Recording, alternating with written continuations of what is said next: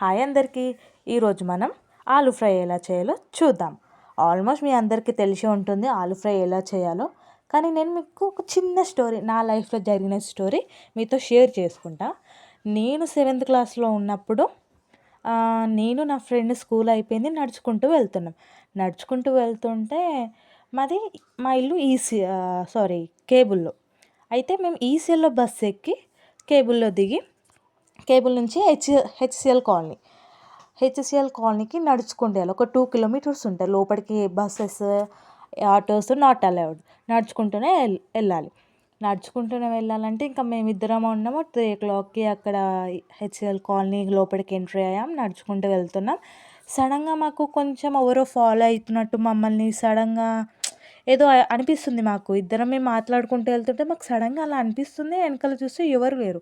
అయితే ఏమైంది, మేము నడుచుకుంటూ